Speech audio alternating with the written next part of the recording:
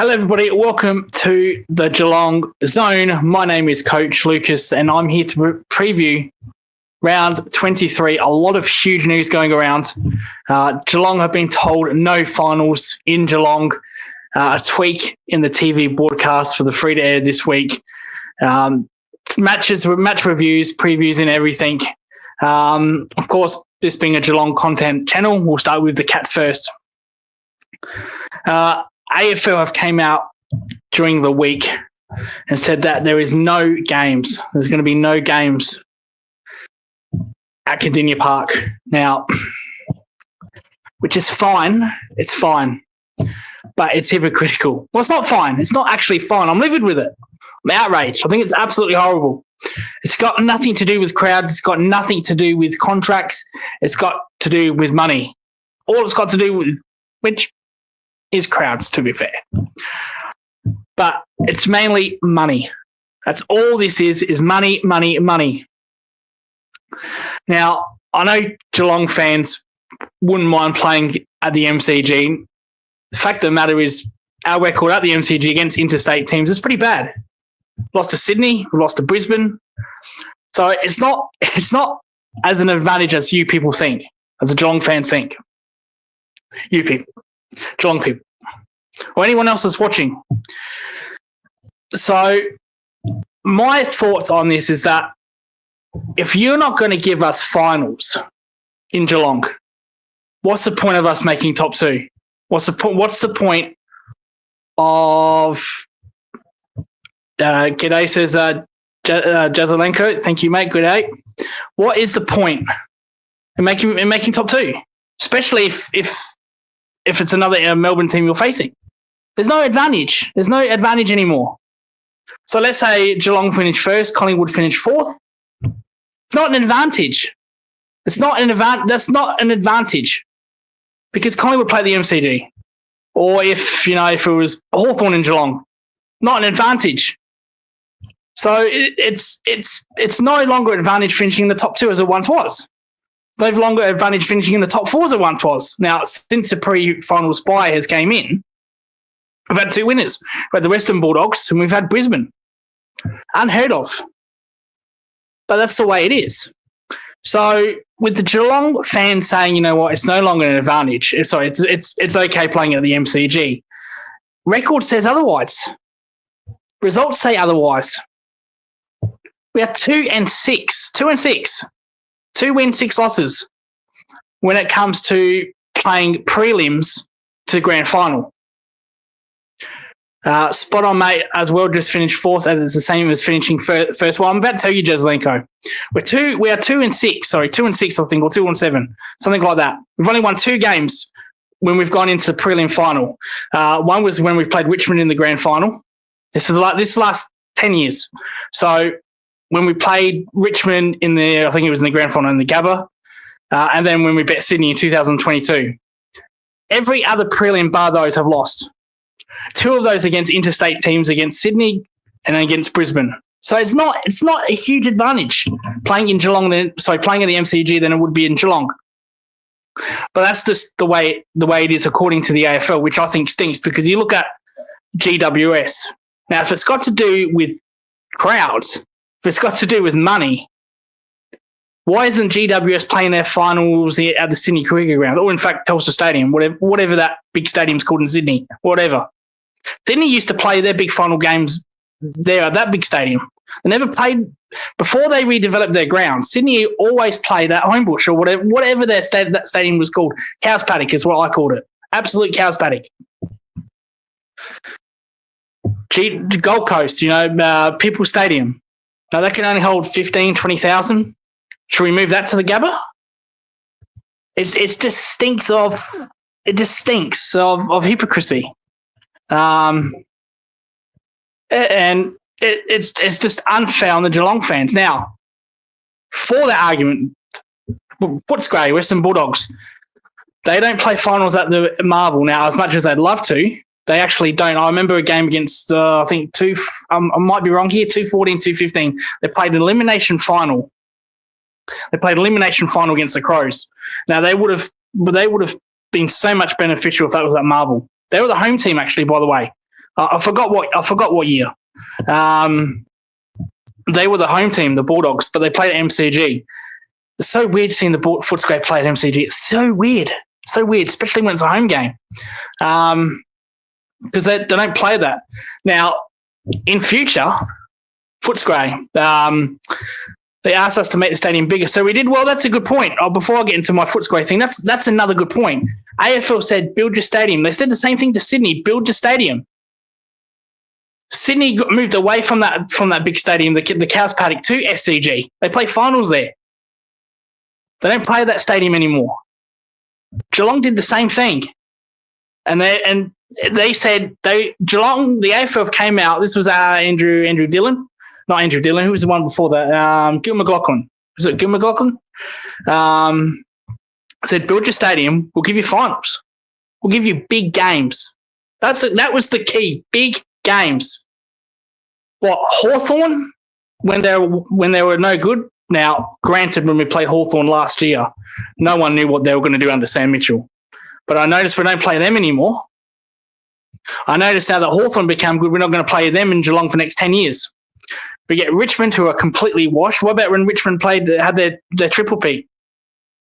Did we play Richmond and Geelong then? No. What about Essendon, the country game? All these years. Did we play in Geelong? No, we played at the MCG. Now, granted, that's now in Geelong. We just played them in Geelong. They're washed. They're nothing team. So where's the big games? Where? Port Adelaide, Bulldogs, St Kilda. They're not big games. We always play them in Geelong. We've played St Kilda, Port Adelaide, Crows, Western Bulldogs, Melbourne for a long time.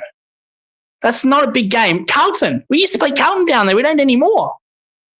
We stopped that. And Carlton are no good. We don't play them anymore. So it's just ridiculous that the Gold Coast will get a stadium, will fit 20,000 fans on People's Choice or whatever the stadium's called. GWS play at whatever their ground. I forgot what their ground's called. And not the Gabba. Sorry, not the SCG. So it's just ridiculous. But we'll move on. We don't want to have a 30-minute rant on stadiums because we're going to have the same conversation next year when Geelong finish top 4, possibly top 2. We're going to have the same conversation. So we're going to move on. Right. There's been a tweak to the TV rights scheduled to free to air. Channel 7 will no longer broadcast the St Kilda and Essendon game, which I believe is tonight. They will not broadcast it on free to air. Is it actually? I might have to. Whoever's playing tonight, I think it's Essendon, St Kilda. I think why must Carlton got Port Adelaide? So yes, St Kilda and Essendon. Channel 7 have decided to opt out of that game and go for a Sunday night between the Brisbane Lions and the Fremantle Dockers in Perth. Now, I don't know if the AFL have ticked this off or if this is what can happen. All right, I'm going to say this. Do we really want Thursday night free to air at the expense of Saturday night football? My answer to that question is no. I'd rather have Saturday night football free to air than Thursday night. So can we make a deal where Channel 7 goes to Foxtel, because Foxtel own all Saturday games? I think it might be different in Perth, Brisbane and Adelaide. It is different in Adelaide, especially when the two South Australia teams play. It will be on Channel 7 live. You don't have to have Foxtel. And I think in Perth as well. But I'm talking about in Melbourne. I'm talking about a national game. I never liked Thursday night football. I've never got into it. I think we can sacrifice that for Saturday night football, in my opinion. If Channel 7 are dictating, picking and choosing what they don't want, what they want, what games they want to dump, what games they want to have, why can't Channel 7 say, you know what, let Foxtel have the Thursday nights. Your game, you run it. You take control of it. We have Saturday night football. Which Fremantle versus Brisbane is a huge. Should have had the game last night. It was weird with no Thursday night footy. It was weird with no Thursday night footy, but I'm not a fan of Thursday night footy. I've never been a fan of it. I'd rather Monday night footy than Thursday night footy, and that says something. So So Thursday gives us 4 days of footy rather than 3 days. Yeah, I get that. I understand that. I think the hardcore fan, Jezza, will watch footy regardless of what time zone it is, whether it's 5 a.m. on a Tuesday night. The hardcore fan will watch it. So they're trying to bring in casuals, trying to, bring kids into it, watch the footy of Thursday night footy. Well, actually, it doesn't even make sense because you got school on Fridays anyway. So if they're trying to get kids to watch Thursday night football, watch the casual viewer to watch Thursday night football, I don't see how that's working. But I prefer Monday nights over Thursday night footy, but that's just me. Yeah, Monday is great. Give us both 5 days. Yeah, 5 days. Let's give us 7 days of footy. Let's do what COVID did, Jezza. I'll pin that. Let's do what we did during COVID when we had a game every day. That was actually pretty good. Didn't mind that. That was pretty good, for obvious reasons. But I didn't mind that, a game every day. But no, Channel 7's been hugely neglected by the AFL. So one, I don't blame them for pulling out of this game on free to air. And two, trying to go after the Brisbane and Freo game. I think that's fair enough. They've been heavily neglected, Channel 7. And a floating fixture. The AFL have this floating fixture and we still can't get it right. That's a problem. Floating fixture. Why the hell do you have a floating fixture if you can't even still get the teams right on Friday night football? Essendon, St Kilda, Carlton. Last 6 weeks, they've been dominating Thursday and Friday night football. Ridiculous. Don't understand it.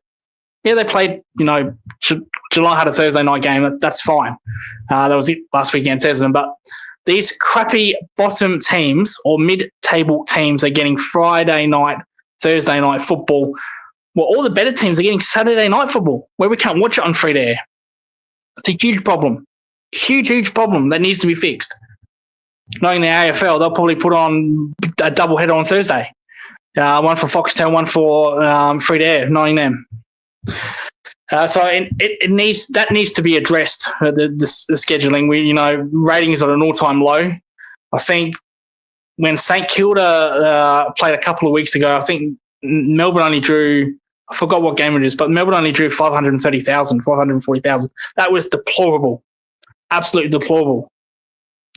So I don't blame Channel 7 for moving this game. That's not Channel 7's fault. It's the AFL's problem. But what I will say, if Channel 7 can pick and choose, give Foxtel Thursday night football, and Channel 7 can take Saturday night free to air. Whoever did the fixture this year should be sacked, says Jezza. Absolutely. Probably Laura Kane. Looking for a reason to get her out. All right, moving on. Geelong versus Sydney. No Brodie Grundy, which is a massive boost for Geelong. This is a test. 4 weeks ago, we say Geelong by how many? Sydney have found their mojo. They've got key players back. Rowbottom's back. Gordon's back.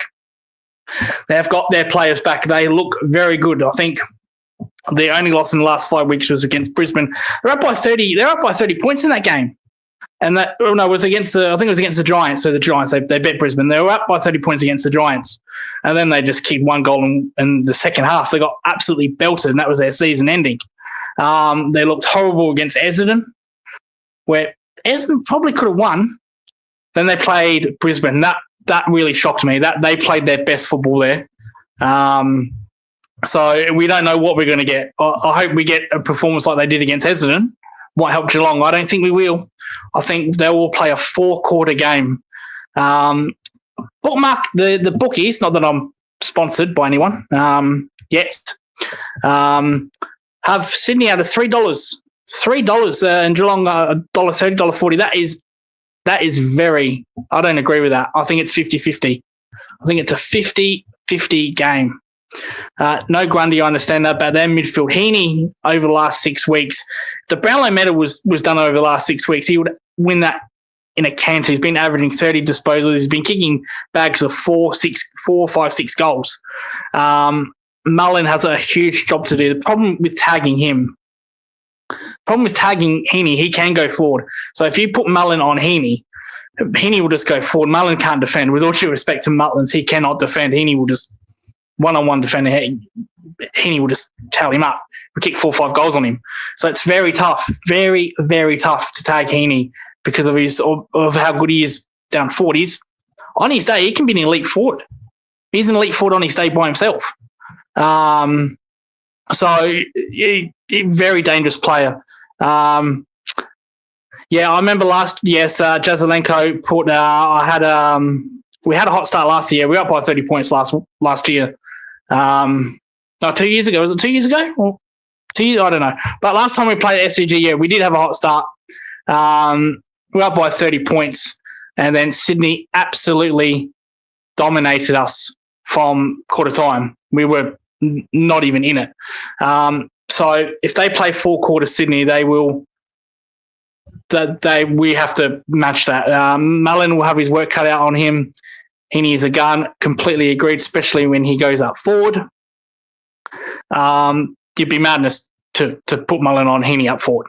Maybe someone like Jack Henry can go to him. But then you have to worry about the other midfielder. The other 2 midfielders. Gordon on the wing.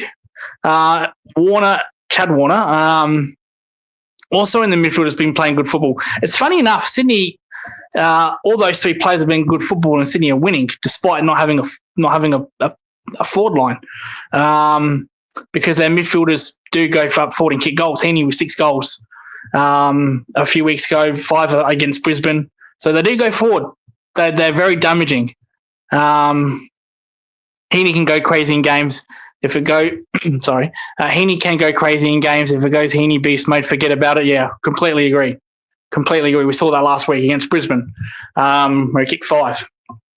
So they are very dangerous. This is a test. I love this. I said this on the Hoops crew.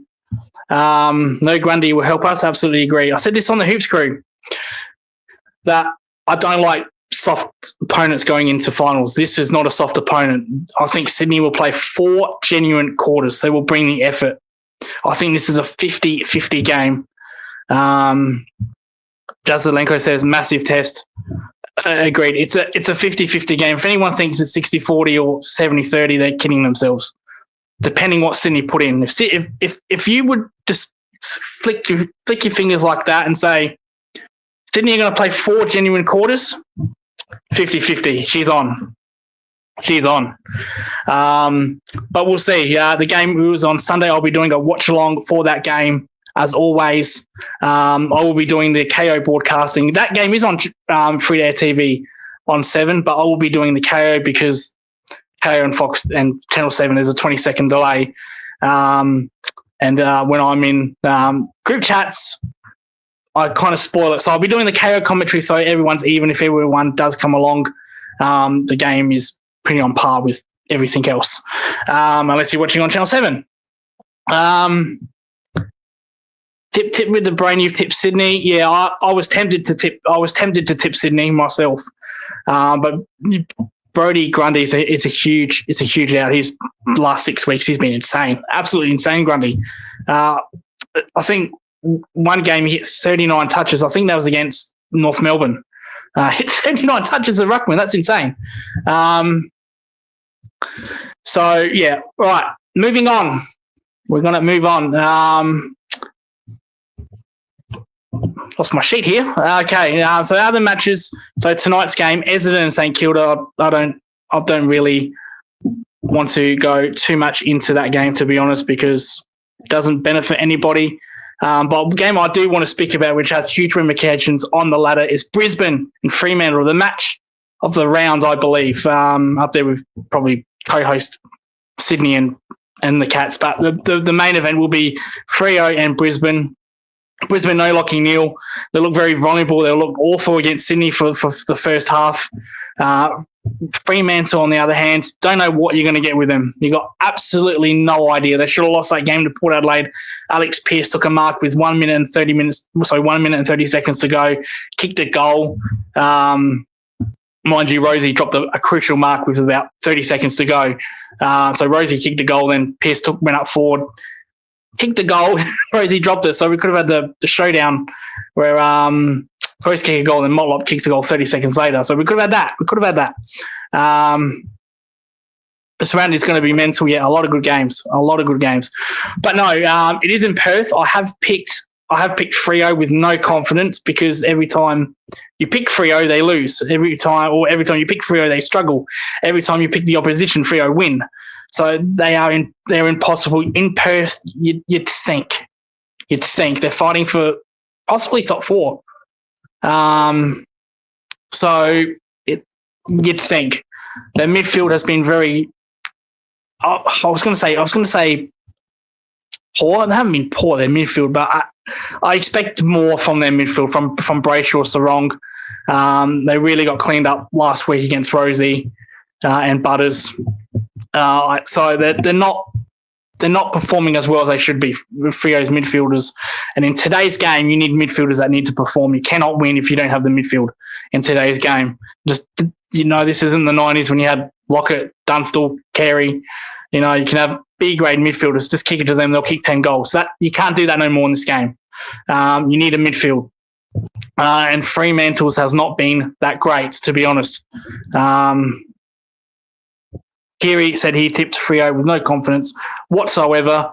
Yeah, no confidence. They got bowed out against the umpires against Port. They sure did. Much to my amusement to the Port fans. Based only on that reason that it's here. Yeah. If this was in Brisbane, I'd pick Brisbane and probably Freo win by 40. But no, only because it's in Perth. So I hope you think they win this game. Freo top 4's not out the question. Imagine that. Imagine if it was Geelong and Fremantle. And that was at the MCG. That's not an advantage. No, I'm raining on here and on about this. Well, actually, it might be an advantage because last time we played in a final against Fremantle, we lost. So there we go. Well, it could be Crows and Fremantle. Geez, that'd be exciting game. So yeah, moving on. No, it's a Sunday night. The time zones are completely. Yeah, let's not talk about that game. Yeah. The good old Ross the boss. But no, it's a Sunday game. Why it's on a Sunday? I've got no idea. It is a free-to-air game, so it's a national game, but on a Sunday, really? Come on, AFL, seriously. Should have been today. Should have been tonight. And then, yeah, should have been tonight. If not, St Kilda, Essendon. That's with all due respect to Ross the boss. No. Moving on to other games. I will go off camera here. I will let's look at the matches played. So we all need a little bit.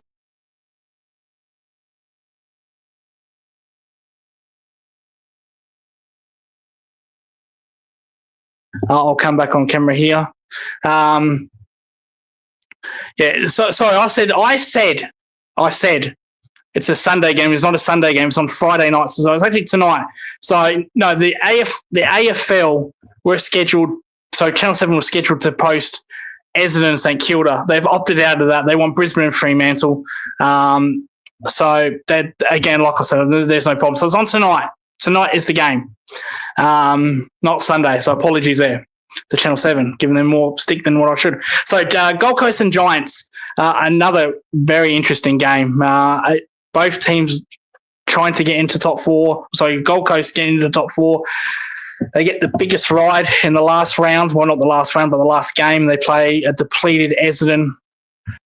Do not get me started with that. And that match should have been scheduled months and months ago. It is an absolute disgrace. It's basically a free win. It's a free win.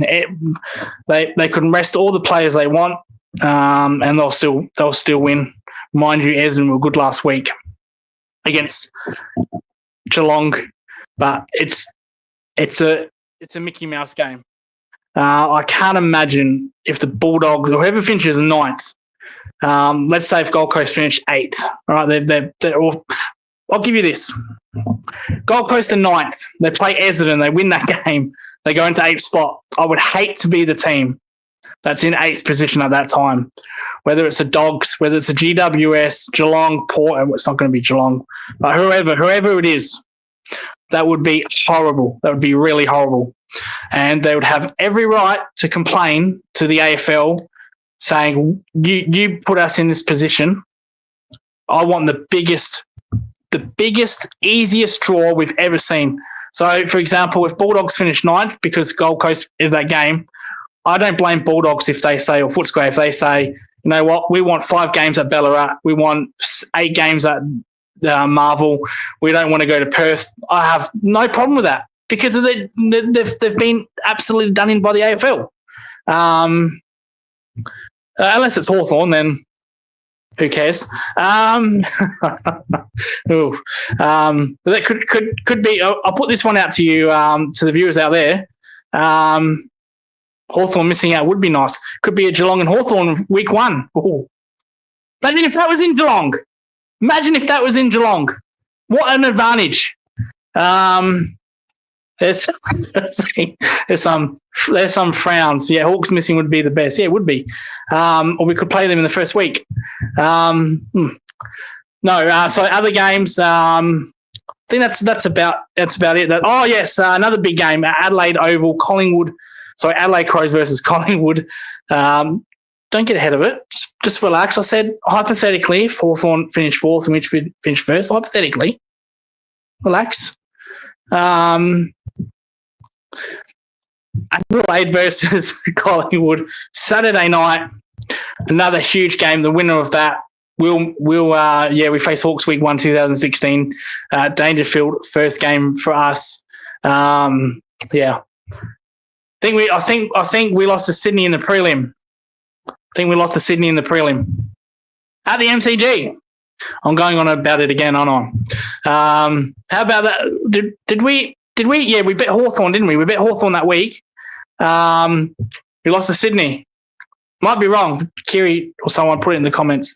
But that was at the G. So Adelaide Crows, Collingwood, the winner of even if Adelaide lose, correct. Thank you, Kiri. Even if Adelaide lose, Collingwood have to make up 0.7, so 7 goals. So unless Collingwood absolutely destroy them, it's more than likely Crows will finish on top. They will get 2 home finals at the Adelaide Oval, which puts them in a prime pole position to make a grand final. I've noticed a weakness with Adelaide personally with pressure. Hawthorn were fantastic in that first quarter with their tackling pressure, and Adelaide couldn't handle it. West Coast for 3 quarters were fantastic with their tackling pressure.